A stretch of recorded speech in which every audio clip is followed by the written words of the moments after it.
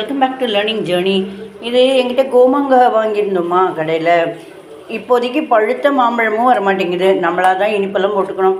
நான் என்ன பண்ணேன்னா, அந்த கோமாங்காய் ஒன்று இருந்ததா, அதை ஓரளவுக்கு நறுக்கிட்டு வேக வச்சேன்.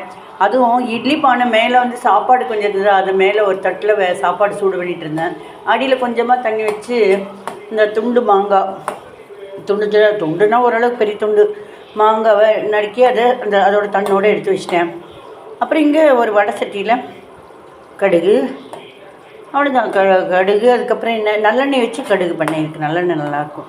அதுக்கப்புறம் நம்ம வேக வச்சோம் இல்லையா, இந்த இட்லி பானை கடியில் சாப்பாடு வேகுது, அதே எரிபொருளில் கீழே அந்த தண்ணியில் மாங்காய் துண்டு மாங்காய் வெந்திருக்கு 2 in 1.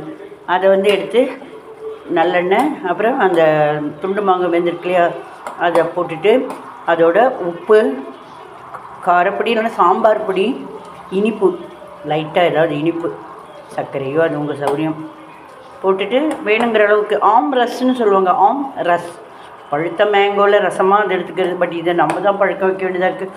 இனிப்பு நம்மளே தான் தயாரிக்க வேண்டியதாக இருக்குது. இது வந்து ஆல் இன் ஒன். இது வந்து நம்ம தயிர் சாதத்துக்கு தொட்டுக்கலாம், அப்புறம் தோசைக்கு தொட்டுக்கலாம், சப்பாத்திக்கு தொட்டுக்கலாம், இட்லிக்கு தொட்டுக்கலாம், எதுக்கு வேணால் தொட்டுக்கலாம். மோர் சாதத்துக்கு தொட்டுக்கலாம். சும்மாவே அப்படியே எடுத்து வயல் போட்டுனா சூப்பராக இருக்கும். உப்பு போட்டு தொட்டு சாப்பிட்றோம்ல, இந்த பழுத்த மாம்பழத்தோட உப்பு போட்டால் அறுசுவை செமையாக இருக்கும். ட்ரை பண்ணுங்கள்.